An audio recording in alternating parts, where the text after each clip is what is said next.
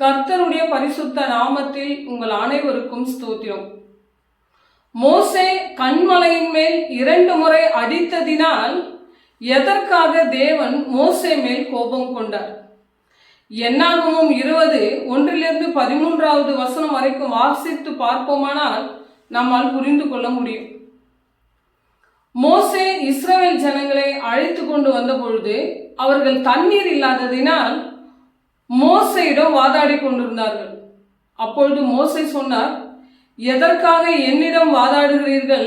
எதற்கு உங்கள் தேவனை பரீட்சை செய்கிறீர்கள் என்று. அப்பொழுது மோசே தேவனிடத்திலே போய், இவர்கள் தண்ணீர் இல்லாததினால் என் மேல் கல் எறியக்கூடியவர்களா இருக்கிறார்கள் என்று சொன்னபொழுது தேவன் சொன்னார், இஸ்ரவேல் ஜனங்களின் மூப்பர்களை அழைத்து கொண்டு உன் கோலை உன் கையில் பிடித்து கொண்டு அவர்களுக்கு முன்பாக நீர் போ. அங்கே ஓரேபிலே கன்மலையின் மேல் நான் நிற்பேன். நீ கன்மலையை அடிக்கும் பொழுது தண்ணீர் புறப்பட்டு வரும் என்று சொல்கிறார். அப்படியே செய்த பொழுது தண்ணீர் புறப்பட்டு வந்தது. அவர்கள் தாகங்கள் தீர்ந்தது. இரண்டாவதாக மிரியாம் மரித்து போகும் பொழுது மீண்டும் அவர்கள் தண்ணீர் பற்றி மோசேயுடன் பேச ஆரம்பிக்கிறார்கள். அப்போது மோசேயும் ஆரோனும் அவர்களை விட்டு தூர போய் ஆசரிப்பு கூடாரத்துக்கிட்ட அவர்கள் முகம் கப்புற விழுந்து தேவனிடத்தில் சொல்லுகிறார்கள்.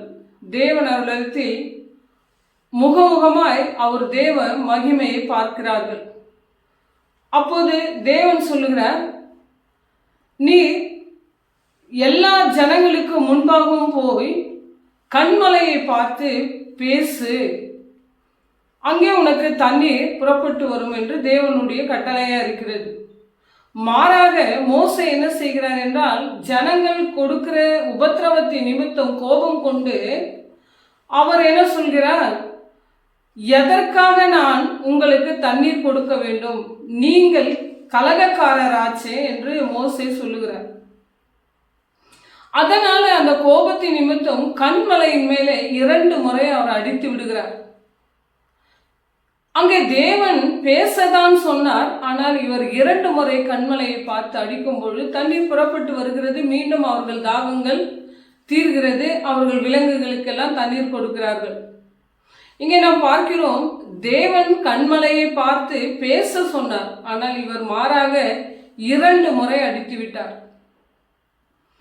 இரண்டாவதாக அவர் செய்த தவறு என்னவென்றால், அவர்களிடத்திலே கோபித்து கொண்டார்.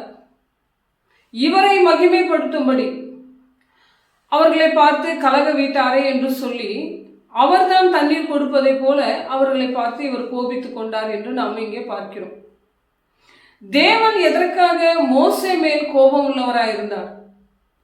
மோசேயிடத்திலே தேவன் சொன்னார் பேச வேண்டும் என்று, ஆனால் அவர் மாறாக 2 முறை கன்மலையை அடித்ததினால் அங்கே அடிக்கப்படும் பொழுது தேவனுடைய அடையாளம் முறியப்படுகிறது. இரண்டாவதாக தேவன் சொன்ன வார்த்தைக்கு அவர் சரியாக கவனம் கொடுக்காமல் கீழ்ப்படியாததினால் அங்கு தவறு நடந்தது. மூன்றாவதாக கோபத்தின் நிமித்தம் இவர் தேவனை மகிமைப்படுத்தாமல் தன் பக்கம் ஜனங்களை இழுக்கும்படி அங்கே ஒரு செயல்திறன் நடந்தது. அதனால்தான் அடுத்ததாக இவர் தேவனை மகிமைப்படுத்துவதற்கு பதிலாக தன்னை மகிமைப்படுத்தக்கூடியவராக காணப்பட்டதனால் இங்கே நாம் 1 கொரிந்தியர் 10:4 வாசிக்கிறோம், அவர் இயேசு கிறிஸ்துவே கன்மலையா இருக்கிறார் என்று. அவர் 1 முறைதான் அடிக்கப்பட வேண்டும் என்பதுதான் அடையாளத்தின் தீர்ப்பா இருக்கிறது. அவரிடத்தில் 2வது முறை அடிக்கக்கூடாது, ஜெபிக்க வேண்டும், பேச வேண்டும் என்பது. மூன்றாவதாக அவர் கன்மலையின் மேல் 2 முறை அடித்ததினால் தேவனுடைய அடையாளம் அங்கு உடைக்கப்படுகிறது. அதற்காக தான் தேவன் இவர் மேல் கோபம் கொண்டு ஆசீர்வாதமான அந்த கானான் தேசத்துக்குள் மோசேயை நுழைவதற்கு தேவன் அவரை அனுமதிக்கவில்லை. இவர் செய்தது ஒன்றும் பெரிய தவறு இல்லை, சாதாரண தவறுதான், சிறிய தவறுதான் நம் பார்வையில. ஆனால் தேவனை அவரை என்ன செய்து விட்டார் என்றால், அங்கே ஜனங்கள் மத்தியிலே தேவனுடைய பரிசுத்தத்தையும் தேவனை அங்கே அவர்கள் மத்தியில பிரதிநிதியாக காண்பிக்கிறதற்கு பதிலாக மோசே தன்னை பிரதிநிதியாகவும் காண்பித்து விட்டார். அதனால்தான் தேவனுடைய கோபம் அதிகமானது.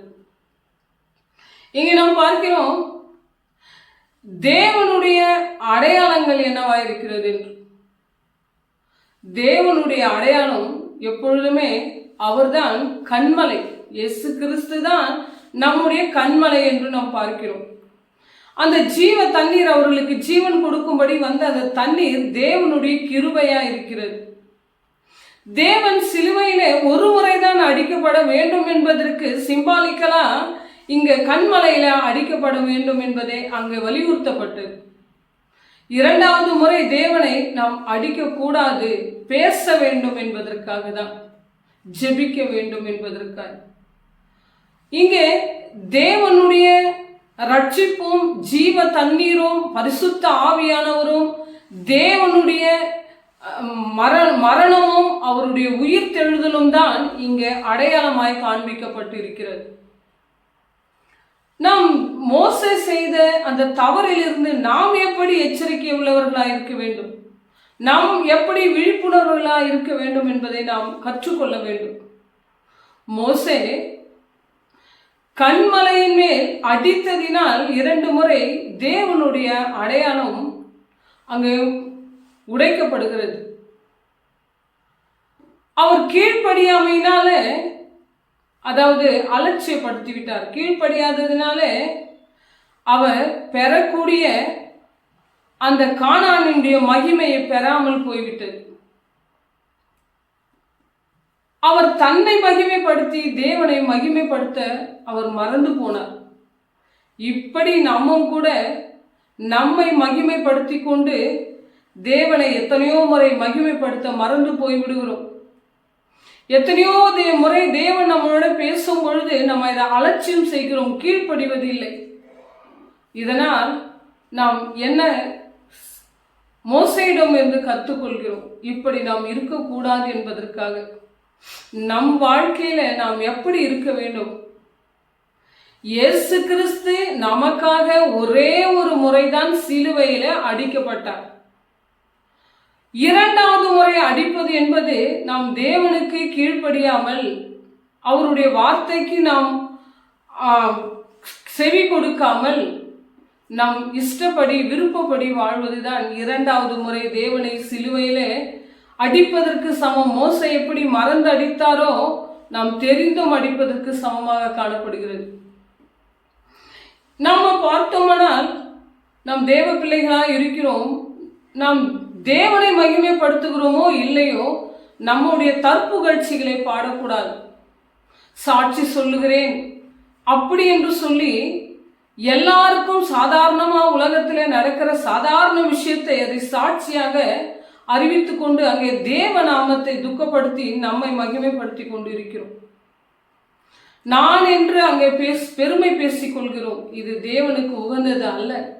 அதனால்தான் இங்கே தேவனுக்கு கோபம் வந்தது. அவரை மகிமைப்படுத்தணும். அவருடைய மகிமையை அவர் யாருக்காகவும் காம்ப்ரமைஸ் பண்ணி விட்டு கொடுக்கிற தேவனே அல்ல அவர். அதனால்தான் நாம் மிகவும் எச்சரிக்கை உடையவர்களாக இருக்க வேண்டும். மோசே எப்படி கன்மலையின் மேல் கவனக்குறைவினாலும் கோபத்தினாலும் 2 முறை அடித்ததினால் ஆசீர்வாதமான கானானுக்குள்ள செல்லுவதற்கு தேவன் அனுமதிக்கவில்லையோ, அதே போல தேவனுடைய மகிமையை நாம் பெற்றுக்கொள்ள வேண்டும் என்று நாம் நினைப்போமானால் பரம கானானாகிய பரலோக ராஜ்யத்திலே நம்மை உள்ள நுழைவதற்கு தேவன் ஒரு நாளும் அனுமதிப்பதில்லை. ஏனென்றால் இது தேவனுடைய தீர்ப்பா இருக்கிறது. ஆதலால் நாம் மோசையிடம் இருந்து கற்றுக்கொள்ள வேண்டும். மோசை நமக்கு அவர் செய்த தவறை நம் வாழ்வில் செய்யாமல் நாம் பரம கானானில் செல்வதற்கு நம்மை ஒரு நாளும் மகிமைப்படுத்தக்கூடாது. மகிமைக்கு பாத்திரனாகிய இயேசு கிறிஸ்துவை தான் நாம் மகிமைப்படுத்தக்கூடியவர்களாய் இருக்க வேண்டும் என்பதை ஒரு நாளும் மறந்து விடாதீர்கள். பிரியமானவர்களே, கர்த்தர் தான் இந்த வார்த்தைகள் எல்லாம் ஆசீர்வதிப்பாராக. பிதாவாகிய தேவனாலும் கர்த்தராகிய இயேசு கிறிஸ்துவினாலும் உங்கள் அனைவருக்கும் கிருபையும் சமாதானமும் என்றென்றும் உண்டாவதாக. ஆமென்.